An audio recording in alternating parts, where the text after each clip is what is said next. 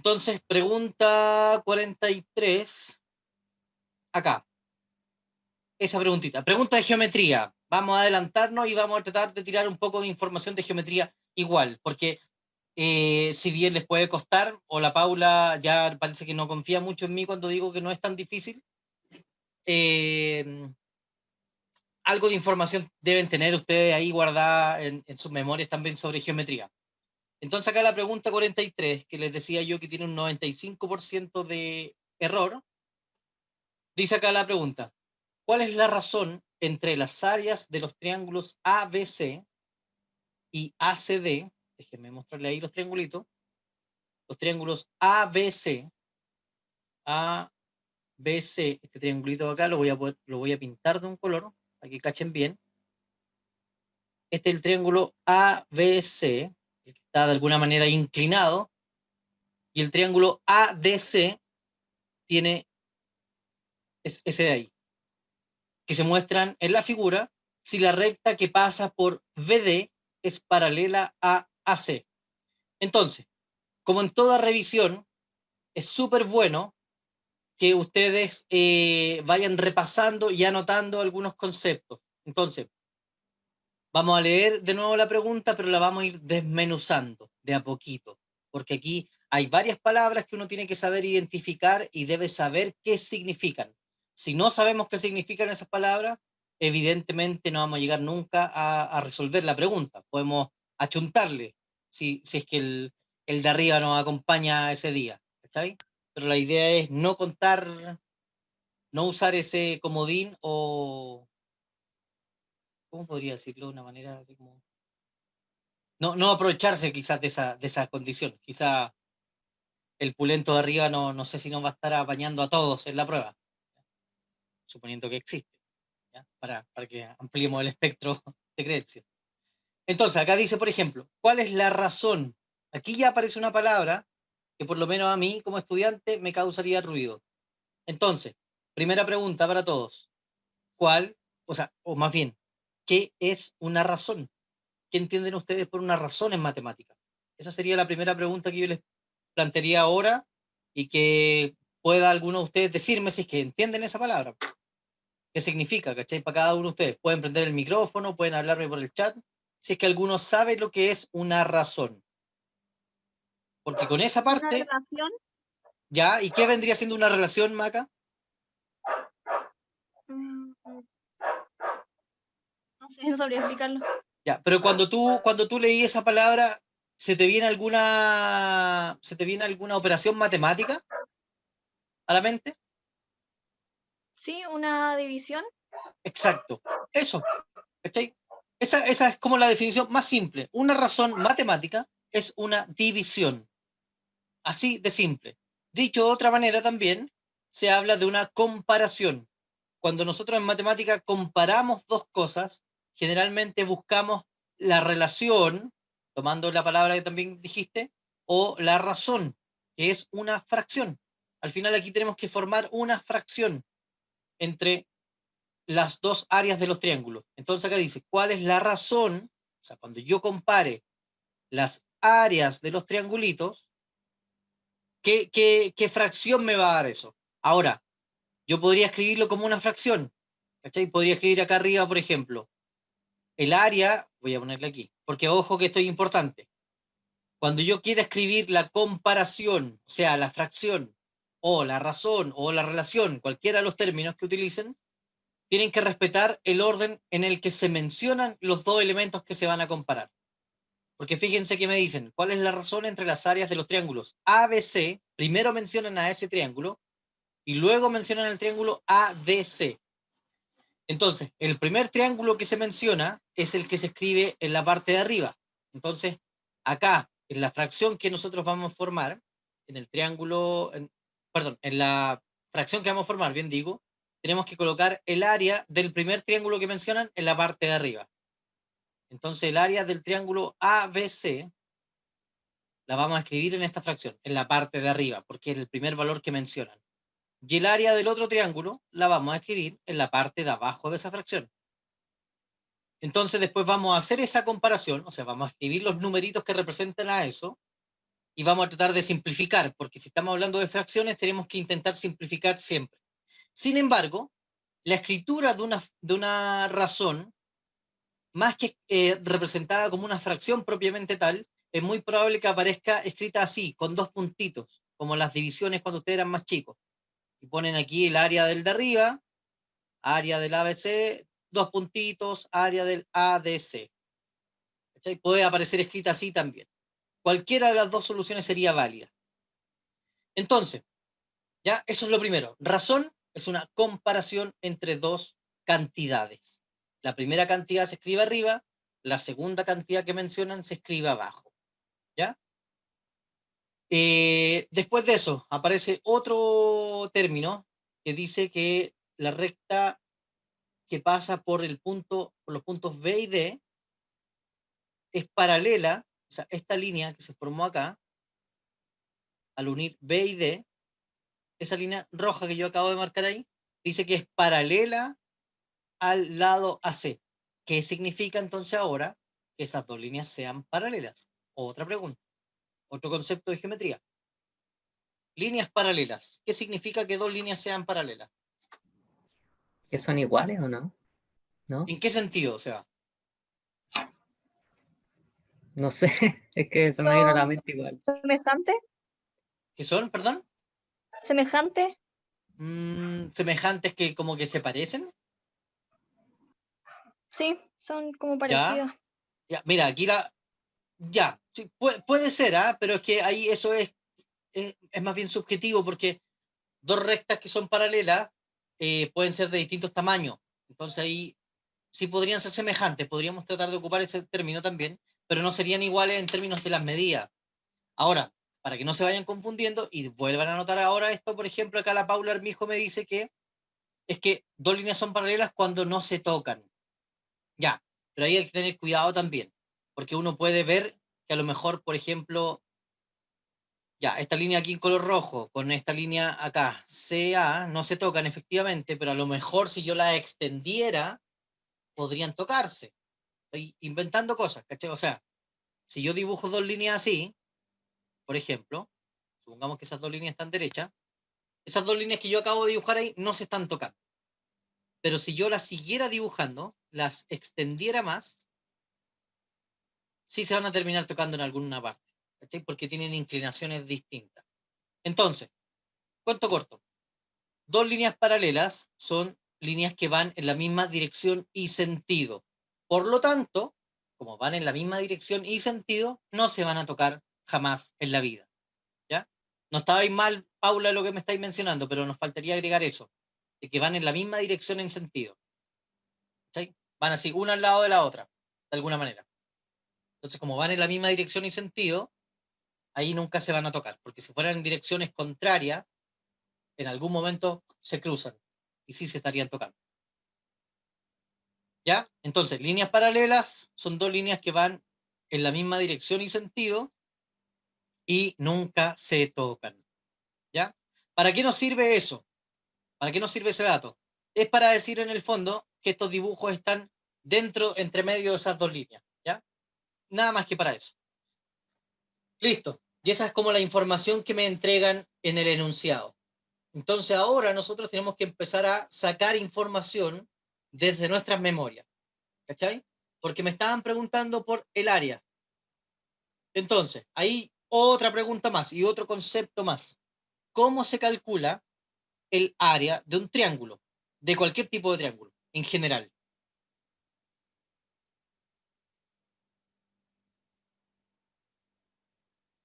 Base por altura partido en dos. Exactamente. Base por altura dividido 2. De esa manera se calcula el área de un triángulo. Base por altura dividido 2. Entonces, hay que definir un lado como la base, de preferencia ocupar los lados que estén horizontales, ¿ya? Por una cuestión de comodidad nada más. Entonces, por ejemplo, si yo me concentro en el triángulo ACD, en este triángulo de acá, voy a llamar al lado AC, ese va a ser mi base. Este que estoy pintando yo aquí en color azul. Ese lado va a ser mi base. Y si ustedes se fijan y miraron bien el dibujo, podría esa base, ese AC o CA, da lo mismo como lo leamos, yo también lo podría considerar como la base del triángulo ABC, de este que está inclinado. No habría ningún problema. Entonces, tendrían la misma base. ¿Ya? Ojo ahí, tendrían la misma base los dos. Comparten ese lado. No hay ningún inconveniente. Y lo otro que nos faltaría entonces es calcular la altura o saber más o menos dónde está la altura. Y ese es otro concepto más. ¿Cachai? Porque es importante recordar qué es una altura. Bueno, en resumidas cuentas, la altura se dibuja de la siguiente manera. Yo saco una altura de un vértice, marco un vértice de un triángulo y lanzo una línea que sea vertical y que caiga al lado que yo le llamé base. Así, cae derechito. Tan derechito cae que esos dos lados, base y altura, forman un ángulo de 90 grados. ¿Ya? Ojo con eso. La altura sale de algún vértice del triángulo, cae en el lado que está enfrente y forma un ángulo de 90 grados. Entonces, fíjense que yo voy a dibujar esta altura. La voy a dejar desde el punto D y la voy a estirar acá hasta abajo. ¿Cachai? Esa línea que yo acabo de dibujar en color verde vendría siendo la altura. Pero ojo con este detalle. La altura de un triángulo no siempre queda dentro del triángulo. O sea, lo que yo le acabo de mostrar aquí es que esa línea de color verde que dibujé está dentro del triángulo ACD. Pero como estamos utilizando el mismo lado como base, ya, ojo con esto, como yo estoy utilizando el mismo lado como base para los dos triangulitos, si yo ocupo el triángulo ABC, tendría que plantarme en el punto B acá arriba y dibujar una línea así, como la estoy mostrando ahí, pero esa línea cuando cae a este punto, debiese caer de tal manera que forma un ángulo de 90. Entonces, si ustedes miran ahí, la línea que yo acabo de dibujar cayó así, está muy inclinada. Entonces, evidentemente, no forma un ángulo de 90. Entonces, ahí yo me preguntaría, bueno, ¿y cómo dibujo esa altura entonces? Porque ¿se puede dibujar una altura desde ese punto? Sí, pues, se puede dibujar una altura igual. Pero ojo, que aquí lo que se hace es lo siguiente. Yo puedo extender esta línea, que llamé base, de esta manera. La puedo estirar. ¿Ya? Y ahí estiré esa línea azul. Y ahora podría dibujar la altura desde el punto B. Una línea que sea vertical, fíjense, y que caiga derechito con la línea que está abajo. Entonces, ojo, quizás estoy mareando a alguno por acá con esto, pero resulta que las alturas no siempre se pueden dibujar dentro del triángulo. Hay algunos casos, como el triángulo ABC, donde la altura, cuando yo la dibujo de alguno de los puntos, queda fuera del triángulo. Y frente a eso no hay ningún problema. Ninguno. ¿Ya? La altura puede quedar adentro del triángulo, puede quedar afuera, o incluso puede ser uno de los lados del triángulo. O sea, puede estar dentro, puede ser uno del borde, o puede estar afuera. No hay ningún inconveniente. Chiquillos, entonces, con esa información que les estoy dando y que se las voy a entregar después con más detalle cuando hablemos de geometría también, fíjense en esto, por favor. Esta línea verde que yo dibujé aquí, que va a ser mi altura y le voy a llamar H, vale lo mismo, o sea, mide lo mismo que esta línea verde que dibujé acá adentro, que también es altura. Entonces, si yo multiplico esta altura por esta base de acá abajo y divido por 2, obtengo el área del triangulito ACD.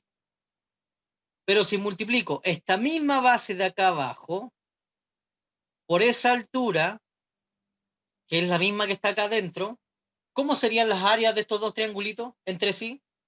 ¿Qué relación habría entre esas dos áreas?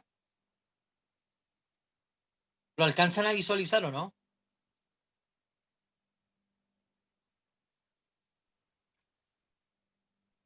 Son iguales. Exacto. Todos logran percibir lo mismo, ¿no? La base y la altura de ambos triángulos son las mismas cosas. Los dos tienen la misma base y los dos tienen la misma altura. Entonces, como ambos comparten la misma base y la misma altura, los dos tienen la misma área, cabros. Y si tienen la misma área, cuando yo haga la comparación, imagínense que el área de este triangulito de acá hubiese sido 20 y el área de otro triángulo también sería 20. Entonces, si yo comparo 20 con 20, eso me va a dar 1 partido 1. O, si lo escribo como una razón, me quedaría 1, 2 puntitos, 1. ¿Cachai? Muy bien, Almendra. Entonces, tienen la misma área. Aunque los dibujos son distintos, ¿cachai? Aunque los dibujos se nota evidentemente que son diferentes, aún así tienen la misma área. Entonces, si yo miro la respuesta, efectivamente, acá ocurría que la respuesta era la letra B. 1 es a 1. O sea, tienen la misma área los dos. Porque tienen la misma base. Si yo dibujaba la altura, ¿cachai? La altura también es la misma. Entonces no necesito valores, no necesito datos. Esta es una pregunta más bien de contenido, quizás, de algo más conceptual, de entender bien cómo se calcula el área de un triangulito. Y tenemos que las dos áreas son iguales. Listo. ¿Ya? Y ahí tenemos una primera pregunta resuelta de geometría, sin haber calculado nada, sin haber puesto datos, pero sí manejando algunos conceptos, como razón, como líneas paralelas, como el concepto de área, como el término altura, para saber qué significa. ¿Cachan? Y aparecieron ahí 4 cosas que hay que tener claras. Razón, área, paralela, altura. 4 términos que hay que dejar súper claros. Anótenlo en alguna parte si es que todavía tenían esas dudas en relación a las definiciones de esos conceptos. Razón es comparar. ¿Qué es comparar en matemáticas? Es escribir una fracción y simplificarla cada vez que se pueda. Altura es una línea que cae sobre otra de manera perpendicular. O sea, se topan en un punto y ahí forman un ángulo de 90. Área es la superficie que ocupa una figura geométrica. Líneas paralelas son 2 líneas que van en la misma dirección y sentido y jamás se tocan. Listo. Y tenemos 4 definiciones de 4 conceptos que se utilizan frecuentemente en geometría. ¿Ya? Preguntas, dudas sobre esta pregunta, que aún se mantengan, que aún no les quede del todo claro. Ojo que este dato que me dijeron de que las líneas eran paralelas fue también para utilizarlo en esta parte donde yo estiré la base, ¿ya? Ténganlo presente. Cuando yo uní estos 2 puntitos en esa línea y me dijeron que era paralela al AC, o sea, yo puedo estirarlo y el paralelismo se mantiene, evidentemente. Sí, pues, Pau, no tenéis que confiar del dibujo nunca en la vida. Pero en este caso yo no me estaba confiando del dibujo porque me dijeron que eran paralelas. ¿Cachai? Gracias a ese dato de que las líneas son paralelas, yo sé que esas 2 líneas, no sé si están derechas, pero van en la misma dirección y sentido. ¿Cachai? Podrían haber estado inclinadas las dos, pero yo sé que las dos van así, parejitas. Y la distancia que hay ahí entre medio, porque ese es otro dato importante entre las líneas paralelas. Cada vez que tú tienes 2 líneas paralelas, la distancia que hay entre una y otra es siempre la misma. Si tú avanzas hasta el infinito, esa distancia entre mis 2 manos que serían paralelas, ¿cachai? Es siempre la misma. Da lo mismo la inclinación que tengan. De eso se trata. Para eso me sirve el término ahí de que 2 líneas son paralelas. ¿Alguna otra duda? ¿Consulta? Buena pregunta te sacaste ahí, Pau. Muy bien. ¿Estamos bien entonces? ¿Sí? ¿Dedito para arriba? ¿Alguna expresión? ¿Algún respiro? ¿Algo? Excelente. Aparecen los deditos. ¿Moriste? ¿Moriste, Felipe Hernández? ¿Moriste porque mucha información? ¿O moriste porque era muy fácil? No, mucha información, profe. ¿Pero anotaste? ¿Estás ahí anotando? Nota, Sí, le nota, iba nota. sacando captura y todo eso. Ya, ya. Tranqui, sí. Esto no es nada. Esto no es nada todavía. Entonces anda repasando igual, por ejemplo, esas cositas. Por ejemplo, si te hablan de líneas paralelas, tenés que cachar, por ejemplo, 3 cosas. Las líneas que son paralelas, las líneas que son perpendiculares y las líneas que son secantes. Ahí, te las dejo. Paralelas, perpendiculares, secantes. Son las 3 posibilidades entre 2 líneas. Área tiene que ver con un concepto de calcular medidas, ¿cachai? Entonces ahí el área tiene que ver también de alguna manera con el perímetro y con el volumen. Entonces tenéis perímetro, área, volumen. Las tres cosas se refieren a medir ciertos elementos, ciertas dimensiones en una figura o en un cuerpo geométrico. ¿Cachai? ¿Qué fue lo otro que dije? Razón es comparación. En alguna oportunidad se hablaba de razones y proporciones, por ahí como por séptimo básico. Cuando dos situaciones son directamente proporcional o inversamente proporcional, primero se habla del concepto de razón. Y una razón es una división. Y una división en matemáticas la representamos por fracciones. Y las fracciones, ¿cachai? Y las fracciones son equivalentes a los decimales, y eso es equivalente a los porcentajes, y ahí empezamos. Y eso es equivalente a las probabilidades, ¿cachai? Y fíjate cómo está todo así, muy relacionado. Está todo unido. Está todo unido, ¿cachai? Así que aquí no hay nada que esté al azar, no hay nada así como, sí, esto es aparte. Filo, si no aprendí todo lo demás, porque esto sí lo aprendo. No, aquí está todo ligado, sí o sí. Ya, vamos a la siguiente pregunta entonces, la número 39. Voy a borrar acá líneas.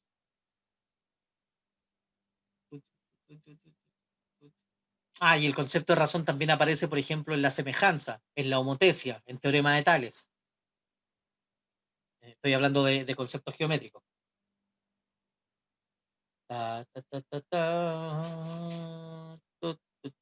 Aquí está, la 39 que yo la estaba mirando. No, ahí está, la 39. Ya. Fíjense en esto, porfa. Aquí esta pregunta me plantean una función, pero aquí después como que se saltaron para otro lado, y quizás por ahí ustedes quedaron medio pillos. Entonces, voy a tratar de dibujar aquí de nuevo dos líneas, así para poder marcar un plano cartesiano. Que me están poniendo puntos ahí. Entonces, por eso estoy dibujando el plano cartesiano. Entonces dice acá, a la recta f de x igual x más 5, ¿ya? X más 5, se le aplica una transformación isométrica. ¿Alguien sabe lo que es una transformación isométrica? Buena pregunta. Transformaciones isométricas. ¿Qué son las transformaciones isométricas?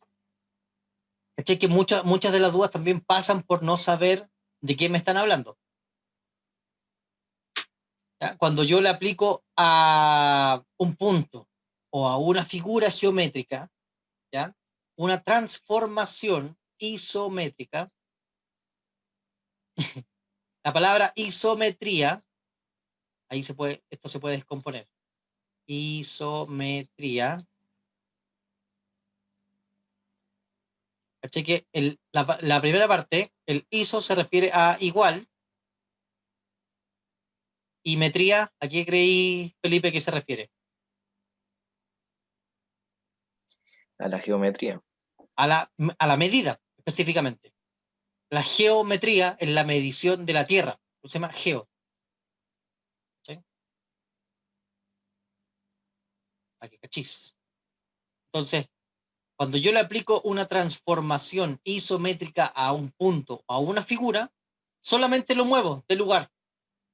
Eso, porque no cambio su forma, ¿cachai? Ni cambio sus medidas. O sea, si yo tengo un cuadrado, por ejemplo, este cuadradito, y yo lo muevo para acá, ahí le apliqué una transformación isométrica. Pero fíjate que este cuadrado, en sus dimensiones, en sus medidas y en su forma, no ha cambiado nada. Sigue siendo, por decirlo así, abusemos un poco del lenguaje, sigue siendo el mismo cuadrado, al final de cuentas. ¿Cachai? Entonces, cuando yo, por ejemplo, le aplico esta transformación isométrica, cuando lo muevo hacia un lado, cuando lo muevo, ¿qué transformación isométrica estoy aplicando ahí? Cuando yo muevo una figura, o cuando yo camino de mi casa, estoy parado en la puerta, en mi pieza, y quiero ir al baño. ¿Qué estoy haciendo ahí conmigo mismo? Me estoy trasladando. Exactamente. En cambio, cuando usted iba caminando hacia la puerta, va a salir de su casa y se me olvidó algo. Usted se gira y se devuelve. Cuando se giró, ¿qué tipo de transformación isométrica está haciendo? Rotación. Está rotando en 180 grados. Buenísimo, ¿cachai? Y cuando voy al baño, antes de haber llegado a la puerta, porque yo entré al baño, me bañé y todo, me estoy lavando los dientes, me estoy mirando y me estoy mirando frente al espejo. Cuando yo me miro al espejo, ¿qué transformación isométrica es esa? Una reflexión. Muy bien, Karina. ¿Cachai? Entonces, en ninguno de los casos, yo he cambiado ni de tamaño ni nada, ¿cachai? Cuando fui al baño, cuando salí y me devolví, o cuando me miré al espejo, sigo siendo exactamente la misma persona. No cambio ni mi forma ni mis dimensiones. No entiendo la reflexión. ¿Se refleja la figura? Sí, ¿Qué, pues se qué onda? refleja la figura. Por eso cuando tú te miráis al espejo, tú te estás reflejando, ¿Ya? ¿cachai? Entonces, cuando tú te... Lo siento, ese es mi perro, asesino. Cuando tú te miras frente al espejo, ahí hay una simetría que se llama, o una reflexión, perdón, y también se llama simetría axial, porque hay un eje de simetría. El espejo viene siendo este eje de simetría. Denme un segundito, por favor, para callar al asesino. Espérenme.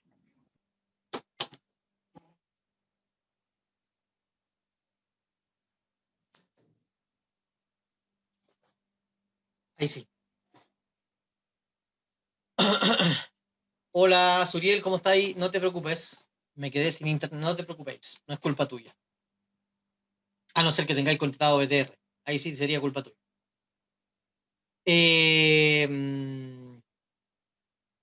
Entonces, Seba, cuando te miráis frente al espejo ahí, tú haces una simetría axial o también una reflexión. ¿Cachai? Sí, todo está, todo está grabado, Suriel, exactamente. Y estamos, po. Entonces, esas son las tres transformaciones isométricas. Traslación, rotación, reflexión. Cuando yo roto, estoy siempre rotando en torno a un punto. ¿Ah? Por ejemplo, cuando nuestro planeta, cuando, oye, espérenme, déjenme ordenar la idea. Cuando, por ejemplo, ocurren las distintas estaciones del año, ¿sí? Nosotros estamos rotando, bueno, nosotros no, nuestro planeta rota en torno a quién. ¿Quién es el centro? El Sol. El Sol, aunque en todo caso no es una rotación, pero no voy a entrar en esos detalles ahora, ¿ya? Cuando ocurre el día y la noche, ¿en torno a quién está rotando nuestro planeta? Lindo y hermoso.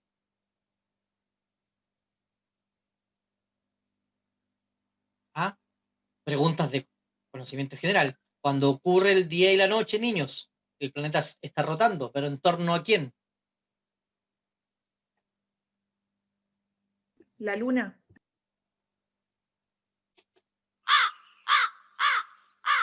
¿El Sol? Ojo, Vicente, si yo roto en torno al Sol, ahí esa rotación se demora un año. Por eso cuando te dicen, oh, feliz cumpleaños, feliz vuelta al Sol, Dijo día y noche, día y noche, sí, entonces en torno a sí mismo.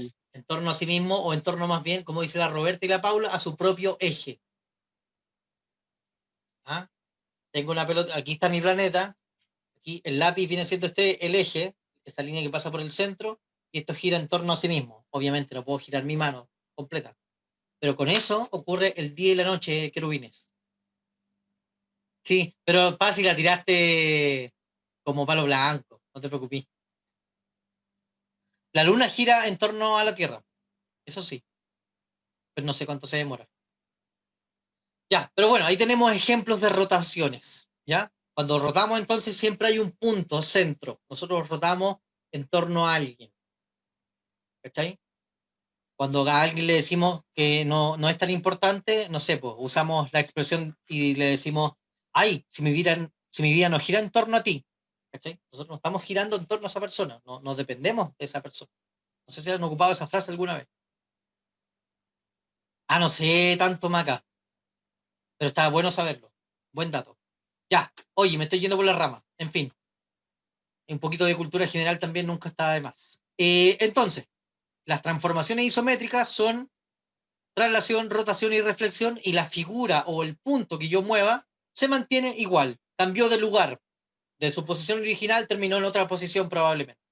Entonces, dice que tenemos esa recta que se llama f de x igual a x más 5, le aplicamos alguna transformación isométrica, no sabemos cuál, y al punto obtenido del resultado de f de 5. Antes de seguir, si me piden eso, me dicen f paréntesis 5, ¿cómo calculo eso? F paréntesis 5, ¿qué tendría que hacer ahí? Porque dice al resultado de eso.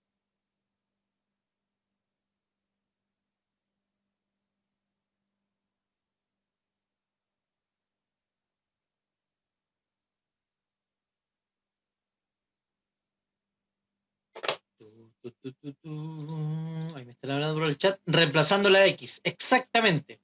Este numerito, 5, lo cambiamos en X. Entonces, cuando lo cambiamos en X, cambiamos la X por ese numerito 5 que está ahí dentro del paréntesis, mantenemos el otro, y el resultado sería 10. Entonces, F paréntesis 5 vale 10. Eso que está escrito ahí, chiquillos, es lo mismo que escribir esto. 5, 10. Es un punto. Esa es otra manera de escribir un punto en el plano cartesiano. Anoten eso, por favor. Cuando dice f, cuando ustedes evalúan una función en un punto específico y obtienen un resultado, con el punto que evaluaron y el resultado obtenido, tienen un punto en el plano cartesiano. Entonces ahí tengo el punto 5,10. Por eso es que me dice, a la recta tanto se le aplica la transformación isométrica al punto obtenido del resultado de f de 5, obteniendo el punto 6,0, 6,11, nada que ver. Entonces, marco este punto en mi plano cartesiano, 5, 10, ya vamos a asumir que está por ahí. Imaginemos, ese es mi punto inicial, mi punto A, y este punto va a sufrir alguna transformación isométrica, no sabemos cuál, y va a terminar en el punto 6,11. 6,11, por ahí. Ahí está el número 11. Pongámosle B. Entonces, la pregunta dice, ¿cuál de las transformaciones podrían ser utilizadas? Ya, si yo estoy parado en el punto A, ¿con qué tipo de transformación isométrica podría llegar al punto B? ¿Con cuál se le ocurre a usted? No es necesario que calculemos nada incluso. ¿Con qué tipo de transformación podríamos llegar de A a B? ¿Con una traslación, me dice el Vicente? Exacto. ¿Cachai? ¿Cuál sería la traslación específicamente? Si quisiéramos como indagar un poco más en eso, por ejemplo, podríamos movernos un espacio hacia la derecha y después un espacio hacia arriba. Y con esa traslación, con una traslación así, T 1,1, o sea, uno hacia la derecha, uno hacia arriba, podríamos llegar al punto B.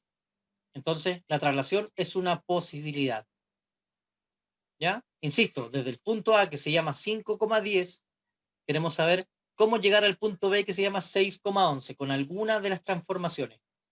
Entonces, el Vicente dijo que con una traslación podríamos lograrlo. Perfecto. ¿Qué otra podríamos utilizar? ¿Podríamos utilizar una rotación, tal vez? ¿Podríamos girar en torno a alguien y llegar al punto B? ¿Se le ocurre algo, no? Si yo tengo dos puntitos, imagínense que mis manos son dos puntos. ¿Podría este punto girar en torno a alguien y que llegue aquí? ¿O al revés? Que este punto de acá gire, o así, da lo mismo para donde, gire y quede acá. Para que yo pudiera hacer esto de girar así, como les estoy mostrando con mis manos, ¿cuál debiese ser el centro de rotación? ¿Ah? No tengo ningún. Dibujar un cosito. Espérenme. Piénsenlo. Están pensando por ahí. Están pensando. Necesito una hoja.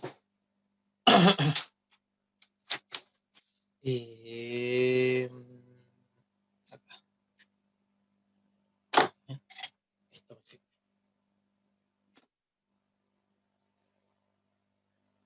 Cri, cri, cri. Ah, verdad que tengo ese sonido.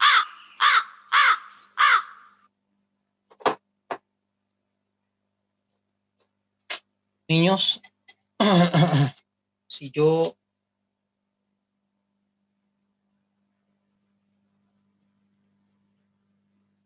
Miren acá, a ver si alcanzan a ver mi pantalla.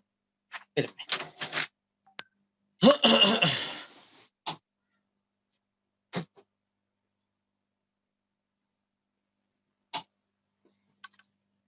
Y ahora sí. Oye, a ver si logran ver mi hoja. Acá. Si yo quisiera llevar este punto A hasta este punto B, ¿en torno a quién tendría que girar este A, por ejemplo, para que llegue al B? ¿Cuál sería el centro de rotación aquí, en esta figurita que yo les dibujé? ¿Alcanzan a ver la figurita, no? Niños, respondan algo. Al centro, me dicen, del círculo. Perfecto. Exacto, al centro del círculo. Y si yo uno, ¿cachai? Si yo uno esos dos puntitos con una regla, ¿cachai? Resulta que me queda esto. Me queda que el centro está justo ahí. ¿Y en qué parte está? Por ejemplo, si yo uní esos dos puntos en una línea, el centro, ¿en qué parte está entre medio de esa línea? ¿Está más cerca del A? ¿Está más cerca del B? ¿Estará en el medio, tal vez? Está en la mitad. Está justo en la mitad. Está justo en la mitad.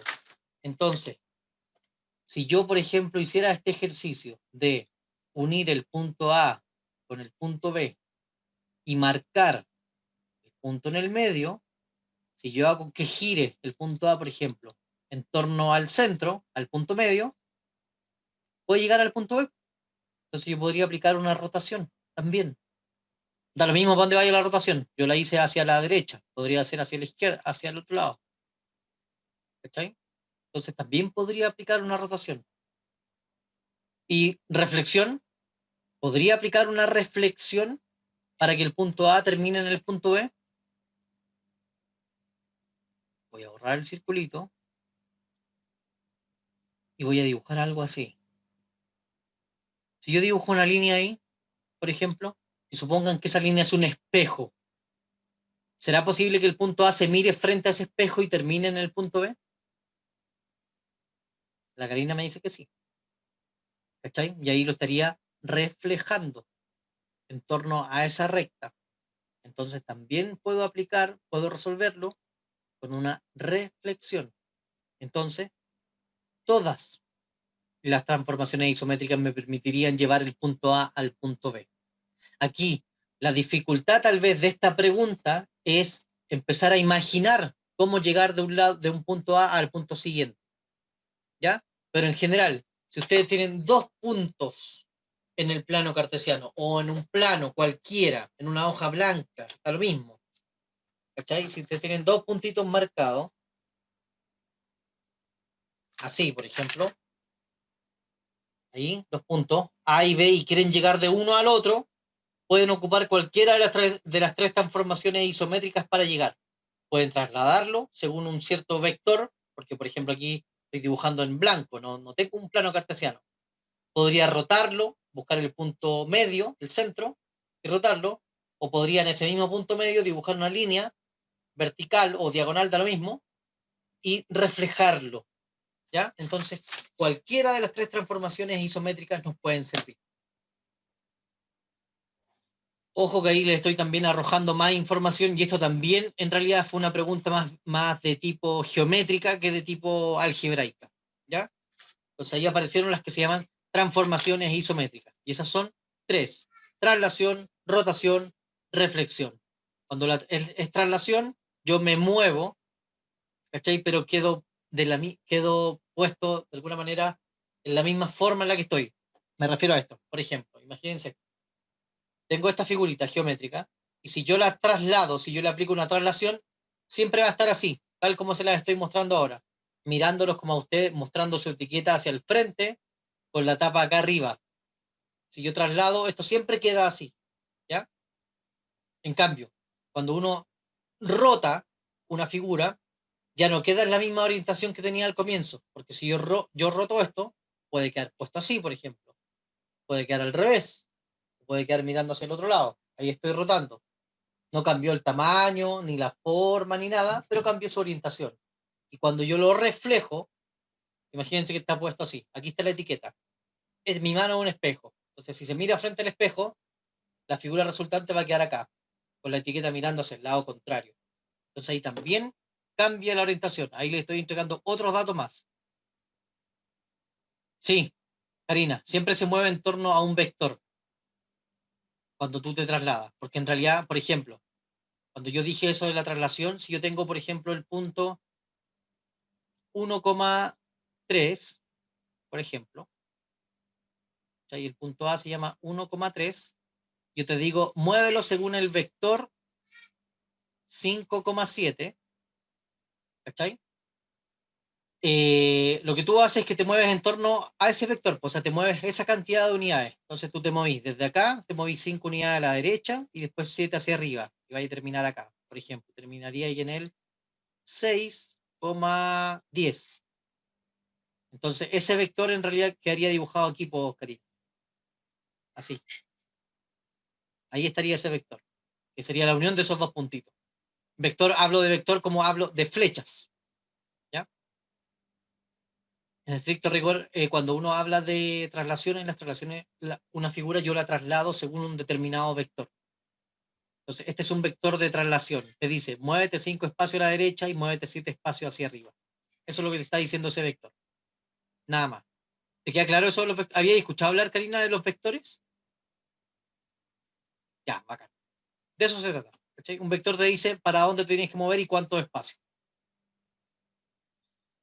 Ya. Harta información de nuevo. Ahí tenemos la pregunta 39. Las dos preguntas con más nivel de error. Preguntas de geometría. Me tinca que no es casualidad esto. Vamos a la siguiente. La pregunta número 40. La siguiente.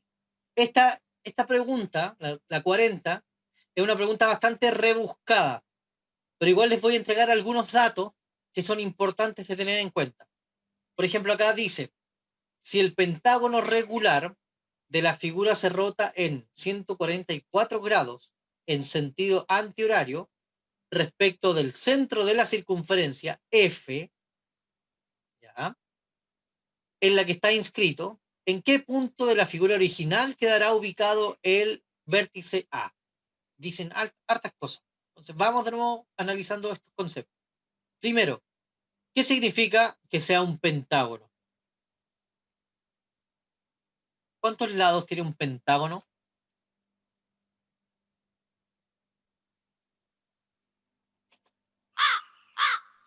5, profe. 5. Excelente. Muy bien. Que sea regular esta figura, ¿qué significa que sea un pentágono regular? Porque podría ser un pentágono irregular, imagino yo.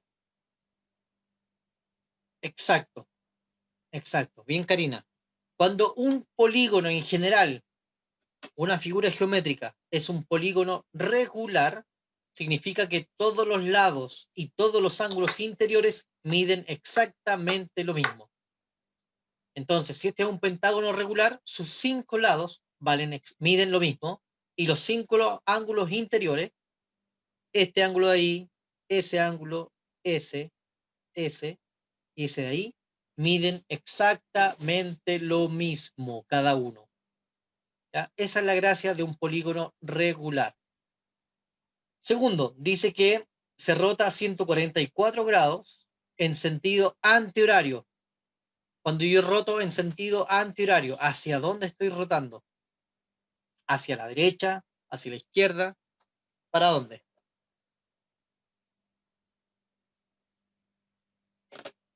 Y me están diciendo hacia la izquierda. Excelente. Este es el sentido antihorario.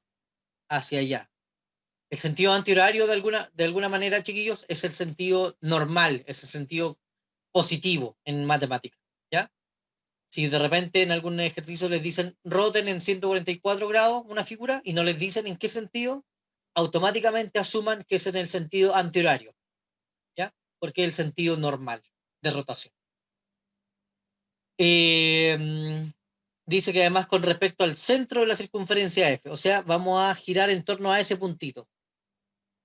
¿En qué punto de la figura entonces, original, quedará ubicado el vértice A? Aquí está el vértice A, así que no lo alcanzan a ver bien. Este puntito A, como va a girar en torno al centro, aquí voy a dibujar una línea que los una, ¿ya?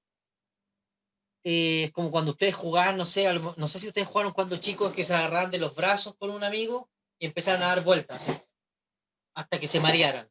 Ahí uno estaba girando en torno al otro, podríamos decirlo, ¿cachai? O no, ese ejemplo quizás no es tan bueno. Cuando uno agarraba a los niños chicos, no sé si alguna vez lo hicieron con hermanos chicos, primos o algo, que a los niñitos chicos los toman de los brazos y ustedes ¡ja! Lo hacen girar y los cabros sienten que van volando. De las bueno, de la troncha toro, de las trenzas. Eso es un poquito más bruto. Yo a mi hijo creo que le he hecho eso, pero no de las trenzas, de las manos no.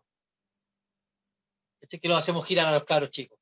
Entonces ahí están girando ellos en torno a nosotros. Imagínense eso, ¿ya? Entonces, aquí lo extraño de este ejercicio, ¿ya? Y por eso es que yo considero que igual estaba rebuscado, es que rota esa cantidad de grados, rota 144 grados. Entonces, ¿de dónde diablos se le ocurre sacar estos 144 grados? Porque cuando estudiamos eso de las transformaciones isométricas, vamos a cachar que nosotros vamos a rotar en tres tipos de ángulos diferentes, en 90, 180 y 270 grados. ¿Por qué solo esos tres? Porque en 360 no se cuenta. ¿Qué pasa cuando yo roto en 360 grados? ¿Dónde termino?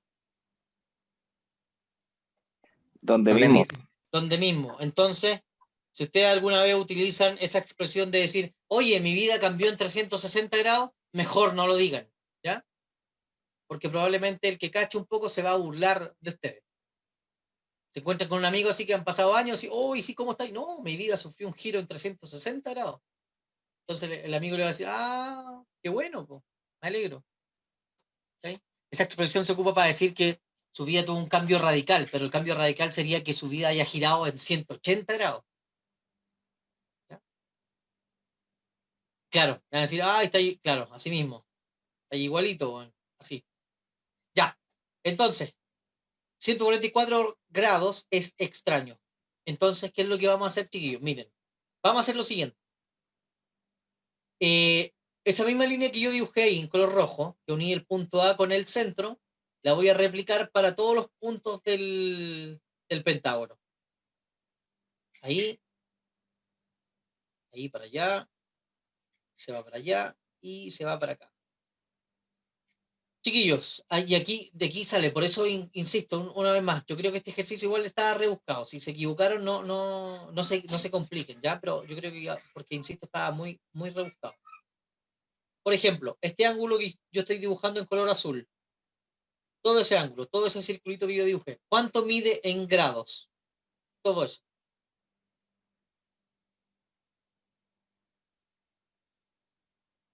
360 grados, exactamente, porque es un círculo completo. Y como a mí me dijeron al comienzo que es un polígono regular, estos 5 ángulos que están acá, 1, 2, 3, 4 y 5, los 5 miden exactamente lo mismo. ¿Por qué? Porque es un polígono regular. Entonces, estos 5 triángulos que se forman aquí, cáchense cómo les estoy dando más pistas, esos 5 triángulos que se forman ahí son 5 triángulos exactamente iguales uno con otro.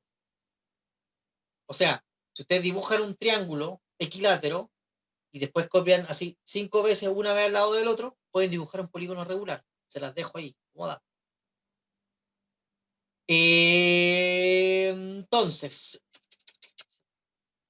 me dijeron que medía 360 grados. Pero si yo quisiera saber cuánto mide cada uno de esos ángulos de ahí adentro, ¿cómo podría calcular eso? Para saber, por ejemplo, cuánto mide uno solo de estos, un solo pedacito. Dividiendo por cuánto al menos. Se divide por 5, me dijeron ahí. Sí, da Exacto. 72,2. ¿Estáis seguro? Creo que sí. ¿Alguien que lo pueda corroborar? Me da 72 exactos. No me sobra nada, estimado. Sí, me equivoqué, profe. Perdón. No os preocupéis. Pero te da 72 cerrado. Entonces, fíjate, aquí tenemos 72 grados y aquí tenemos 72 grados más.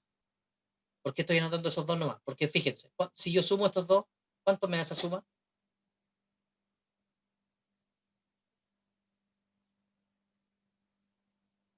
...144. Ahí están los 144 grados que me están preguntando. ¿Por qué? Porque me dijo que yo estoy girando en torno al centro. ¿Ya? Por eso lo estoy sacando desde ahí. Entonces, si el punto A está puesto aquí, gira, por ejemplo, 72 grados, va a ir aquí por el borde del círculo y va a llegar aquí a B. Si solo girara 72 grados, terminaría ahí, en B.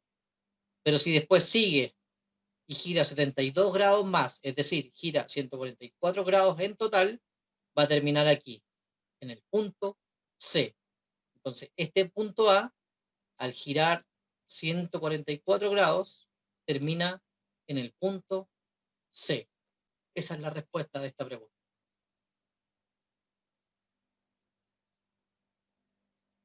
Calmación, mira. Ahí está la respuesta. La letra D. Termina ahí en el punto C. Esa es la respuesta que me escribió eso, que la almendra. Puse eso y sale almendra, pero pusiste la letra, la alternativa D o la alternativa C y te confundiste. Claro, ahí Maca pusiste la alternativa B, claro, te faltaron 72 grados más. Puse que era en el punto C. Qué raro que te haya salido mal entonces.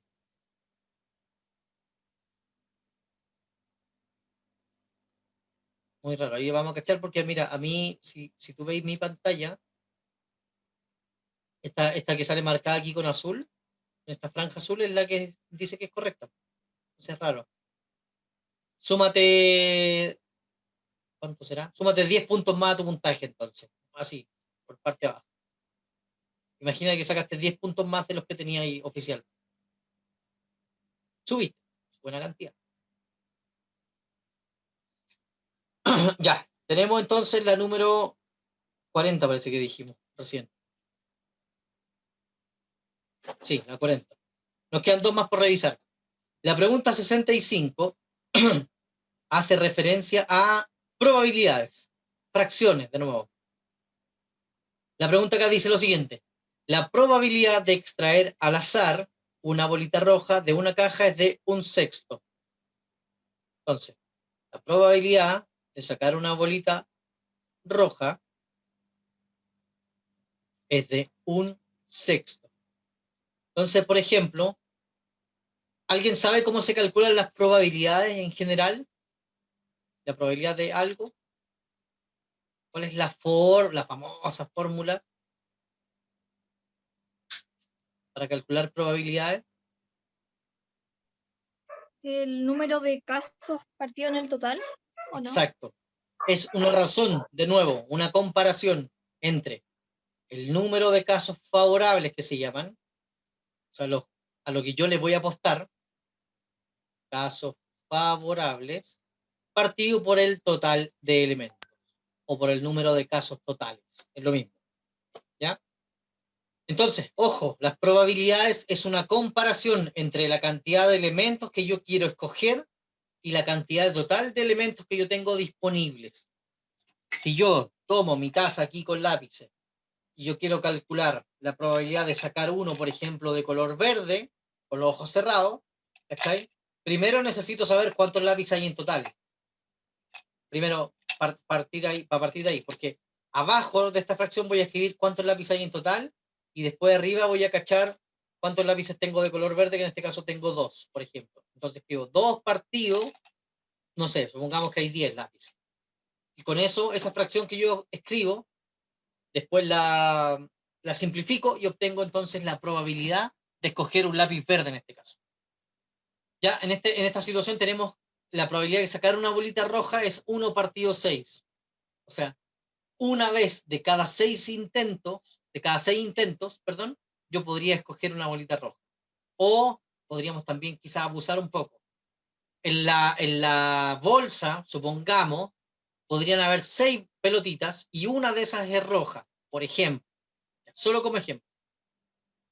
Pero si yo sé eso, ¿ya?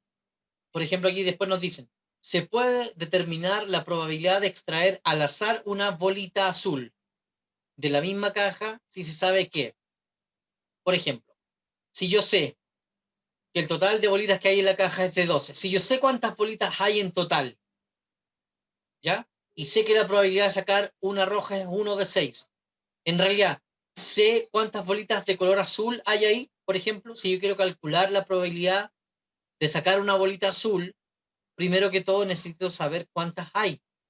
Y si tomamos esta primera información, solo esto, ¿sabemos cuántas bolitas azules hay en la bolsa o caja o lo que sea donde estemos sacando? Si leemos esta información y solo esta información, ¿sabemos cuántas bolitas azules hay en la caja, chiquillos? ¿Sí o no? Si ustedes leen el enunciado. Me dicen que no, por ahí. Y si no sé cuántas bolitas azules hay, no puedo escribir esta comparación. Porque si yo quiero calcular la probabilidad de sacar bolitas azules, necesito el total de bolitas, ok, que son 12, pero necesito el número de bolitas azules. Y eso no lo conozco. Por lo tanto, no puedo resolverlo con esta primera información, porque no sé cuántas bolitas azules hay. Necesito saber cuántas hay de cada una de ellas para establecer esta comparación. Después, si yo tomo solo la información de 2, acá, que me dicen, por ejemplo, imagínense que ahora no sabemos cuántas bolitas hay en total. Y sin embargo me dicen que en la caja hay bolitas rojas, blancas y azules. Rojas, blancas, azules. Si yo no sé cuántas hay en total, y por lo tanto no sé cuántas rojas hay, no sé cuántas azules hay, no sé cuántas blancas hay, ¿puedo calcular la probabilidad de alguno de esos colores? Aparte de la roja que me la dieron, ¿podríamos calcularlo? No, profe. ¿Cachai? De nuevo no, po.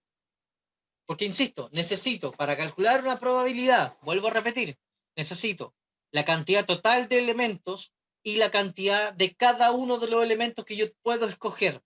Si no conozco esa información, no puedo calcular probabilidades. Repito. ¿Cachai? Entonces, si yo aquí tomo mi tacita de lápices, yo sepo, porque lo estoy mirando acá. Primero, puedo contar cuánto hay en total y además puedo saber cuántos rojos hay, cuántos azules. Podría poner esto con las tapas para arriba, tal vez, para ver más claro los colores, ¿cachai? Pero yo puedo verlo y puedo contabilizar todo ese detalle. Si yo no tengo la posibilidad de contabilizar todo ese detalle, no puedo calcular una probabilidad, jamás en la vida. Dale, Andrés, ánimo con esa prueba. No te preocupes, que te vaya bacán. Éxito. Aplauso para ti. Aplauso de ánimo para esa prueba. Chao, chao, que te vaya bien. Entonces, se dan cuenta que con ninguna de las dos cosas por separado puedo calcular la probabilidad. Ya, última posibilidad, y es que yo junte ambas informaciones, porque acuérdense que aquí estamos en una pregunta de suficiencia de datos. Entonces la 1 sola no fue, la 2 sola no fue, cada una por sí sola tampoco fue, y la última opción es que yo junte estas dos. Entonces si yo considero ambas informaciones, ya, tengo 12 pelotitas en total, y sé que hay rojas, blancas y azules en la caja. Pero de nuevo lo mismo. ¿Cuántas rojas hay? ¿Cuántas blancas hay? ¿Cuántas azules hay? ¿Puedo calcular la probabilidad entonces si no sé cuántas hay ni de las blancas ni de las azules? ¿Ah? ¿Puedo? No puedo. No puedo hacerlo. Por lo tanto, necesito más información. ¿Qué información necesito para calcular una probabilidad entonces? Necesito el total de elementos y el detalle de cada uno de los elementos.